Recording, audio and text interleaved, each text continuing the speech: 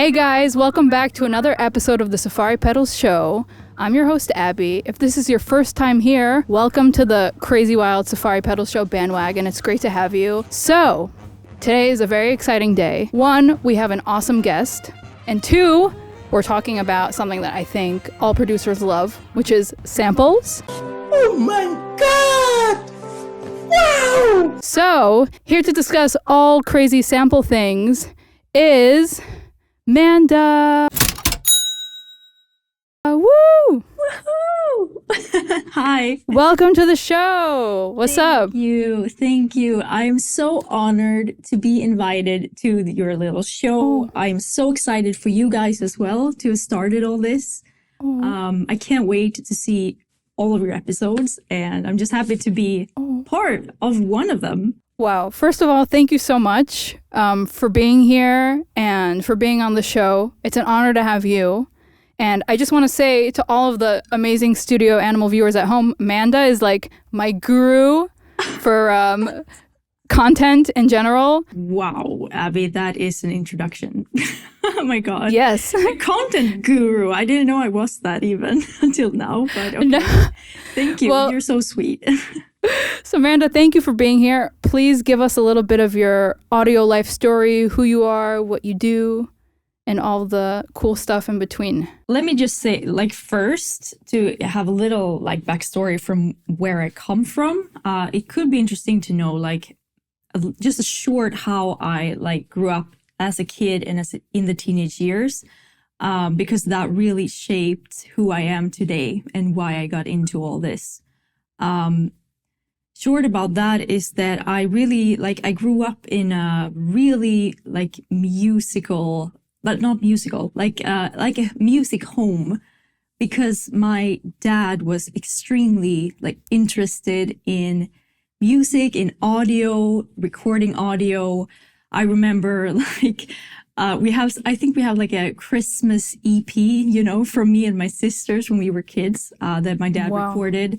And I think pretty much all of my relatives own one of these EPs, It's really fun to have today. And I guess that's how it started. And back then I wasn't really that interested. It was more that I grew up in all of that. And my dad also had instruments from all over the world. I'm not even kidding. There were sitars, Indian sitars, balalaikas from Russia, all different kinds of flutes. And it just, It was crazy growing up like that. I didn't realize it then that it was pretty special, but I know that today when I tell people it's not super common, I think, to have that supply of instruments. So I think that really shaped me into the person I am today. Music is such a no-brainer for me and my work now.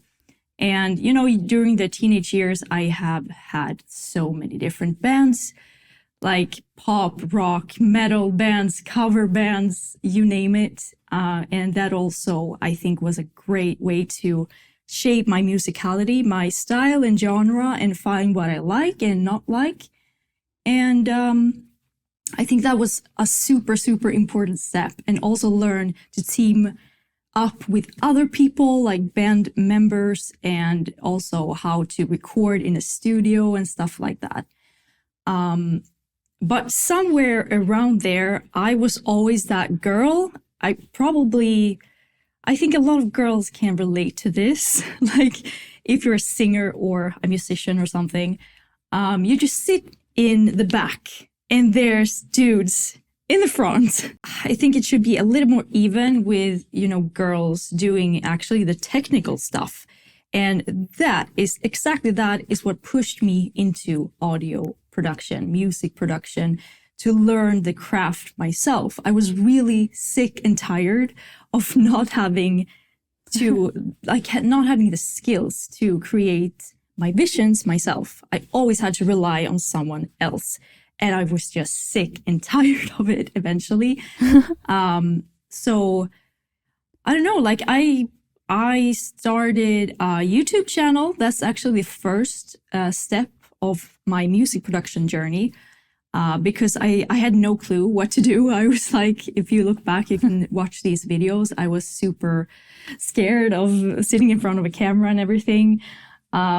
But I just pushed through because it was like I felt something deep within, like this is what I'm supposed to do. I don't know how yet. I'm just going to learn it. So I spent so many like hours, days, weeks in front of YouTube learning the basics. And then eventually I jumped on a music production course, like a remote course in a Swedish university to learn music production, to just have like maybe feel like the things that I was learning online was actually legit and not just crap, you know. And it pretty much was. It's just that when you do it in a university or like a course like that with a mentor, it's a huge difference because you actually get some structure on what you're learning and the pace is a lot faster. So that was extremely valuable for me and I'm very happy that I did it. And after that, I've just been grinding, like starting to release my own music and inspire other musicians and producers to do the same. And especially to be the frontier of doing it from scratch. Like I was a bedroom producer, like most of us start. And I'm very proud of that. I'm super proud to have started from absolutely zero when it comes to the technical stuff. So that's pretty much it. That's my backstory. Well, that's awesome. And first of all, it's something to definitely be proud of. And I think that like, as someone that still works out of their bedroom at home, like even though I'm here in the Safari Pedals studios filling all of these fun and awesome podcasts, all of my production happens at home in my room, in my little desk. So it's really fun and awesome to see like another woman, especially starting from scratch and then getting to like a place of, wow, okay, she has her space and she has her things. And it's really fun to also follow your content, like as you get more gear and get new things. So it's like, wow, okay, like the setups will improve, things will improve. And it's like the journey. The reason why I wanted to bring Manda on to talk about all things samples is because she has a very unique and special approach to samples and sampling in general, because Manda does this really cool thing where she samples nature and ambience and incorporates it into her productions. And until I saw her do it, it just never occurred to me that that was an option. So I felt very inspired. What's your whole process? It had very much to do with money, actually. I was kind of broke, you know? And I couldn't really afford buying thing after thing or gear, stuff, plugins, like I couldn't afford it. So I just found all the stuff that was free, really. And here's where the nature thing comes in, because I was like, okay, I'm not going to go for a subscription or something like that right now, but what can I do myself? Like, can I actually create something for free, you know? So that's kind of how it started. And on top of that, if you look back on my YouTube videos, there are a lot of videos inspired by Swedish seasons, because I'm Swedish. I live in Sweden and we have 4 different seasons, you know, and that's always something that have inspired me to everything that I've done. Like if I would paint or create music and stuff like that. So I've also grown up in nature. I have been a lot of outdoors, like camping, hiking and stuff like that, and just soak in nature. That's one of my interests as well. So I think these two things really made a great combination to like, okay, I love nature. I love the seasons here. Can I create something with that?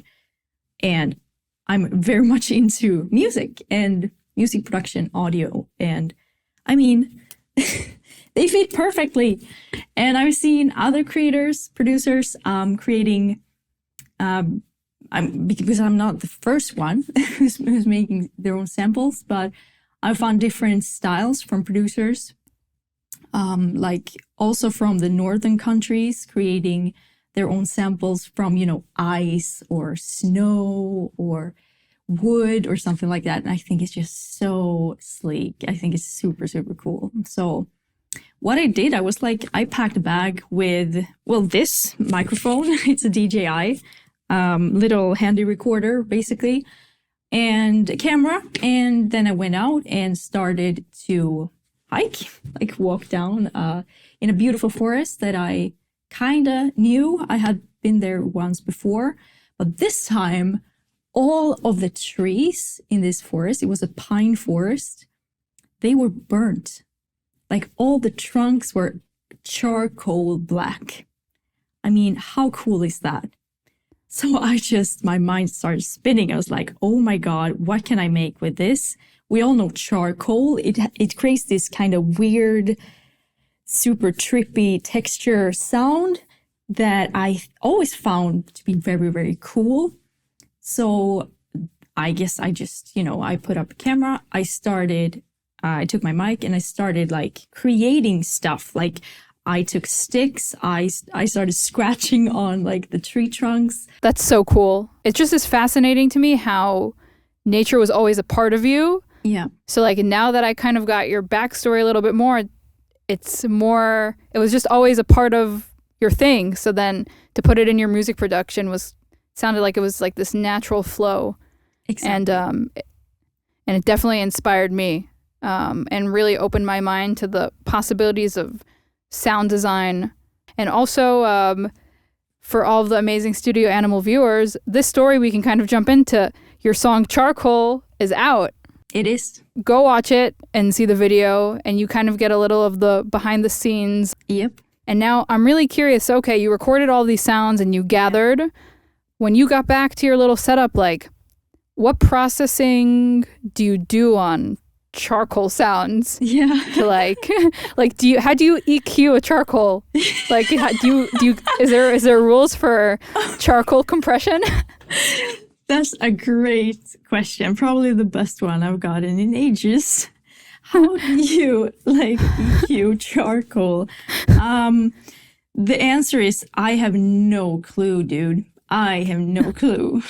So I tend to always use a compression, especially when it's recorded with a mic like this, because it just doesn't. It doesn't. It's not like. This is not a professional sample microphone. Sampler microphone. Yeah. No. But that's awesome. Because there are sample microphones and stuff. Microphones. I would love to have one. Maybe for a charcoal part 2. Yeah, that would be cool. I think we need a sequel. Yeah. But actually one more thing with the processing is that I think that you need one thing that is basic, like EQ compression, and one thing that is a little bit weird. And I think if you add those together, you get something really special. And I had this free Valhalla space modulator. Oh, the space modulator. Yeah. It's a free one that many use, right? It's just because of it's free. You're gonna hear me say a lot of free stuff because that's how I've been working for we were all at the Valhalla Supermassive stage. Yep, exactly. Of our plug-in careers. Yes, but they're sweet, right? They're really good. Yeah, no, they are absolutely. So I think it makes it a little more accessible too when I actually mentioned the plugins that I'm using because it doesn't even cost a dime. But the Valhalla is, the space modulator is so freaky. I think there's chorus and flanger and it has some weird other funky settings. When you when you recorded the charcoal sounds and started to process it for the song, was your kind of intention going into using your nature samples processing wise? I want to leave the sounds bare, kind of how I recorded them? Or were you okay, I'm going to take the sounds that I recorded from nature and I'm going to morph them into something unrecognizable? Did you have kind of a processing plan in mind, or it was kind of whatever the song needed? I'd say actually both. There were some sounds that I could hear straight away when I just made them, sitting there freaking tree trunk, like Just like- recording things. And there were seriously people like passing by on the road, and they were like, what is she doing? I just imagine myself on like on a weekend hike, just walking through like a nice cute forest and then seeing some like lady hitting sticks. It's for a song. I promise it'll sound good. That was exactly how it was. And I even like came by some person that I knew a little bit. So it was extremely awkward, but she was like, hi, like what are you doing? Yeah. Like, Listen, it's all for the samples. With splices and cutting it, they're too harsh. We gotta create. some of the sounds I heard right away that this is a perfect snare or something. I remember like hitting sticks in the ground, and they were like really sharp and tight, you know? So I was like, oh my God, this is perfect for both hi-hat and snare. But I would say all of the other sounds were like, okay, let's start having some fun in the studio and start experimenting with the sound and stuff like that. So I think it's really fun to create something that is just completely like not what you figured out beforehand. It's like it just becomes something really trippy, pretty much. Yeah. And I think that's really fun. So that was definitely an experiment for me, like the rest of the sounds, trying to figure out if they should be in the background or I think one of them was even a bass line. And so I didn't know that beforehand, you know, this could be great for this and this could be great for that. So, but I didn't use that many plugins, that's for sure. I just really experimented with a few ones that I actually used and just working with my, I don't know, creative head, like listening to stuff that sounds interesting and try to get rid of the things that are sounding too flat or something like that. I want those interesting, weird sounds. That's what I like. I feel so excited to get back to my little desk and find what I can record and find ways, like you said, like you connect to nature, so that's where you naturally go. Like, what do I even like? Exactly. Where can I find my own voice? Thank you so much. Guys, Amanda, thank you so much for being on the show. Thank you for inviting me here. This was so nice, and I would love to do this again. Just, you know, talk it out with a fellow producer, and I feel so proud of you too, to do that. You're doing all of this, and that you're also stepping into this world that is music production. It's kind of crazy and creative and fun, and I can't wait to hear your music too. I would love to hear it. Well, I'm honored, and thank you so much again for coming on the show. And especially, I also want to give the amazing Studio Animal viewers a little backstory. Amanda agreed to come onto the show before the show existed on the interwebs. Like, the first episode at the date we are now, which is January 9th, it dropped yesterday. So thank you for willing to be a part of really, like, just a concept that finally came to be. And I really appreciate the enthusiasm, and I've learned a lot from talking with you, and we will definitely join forces in the future. Absolutely. And I so look forward, and I look forward to more music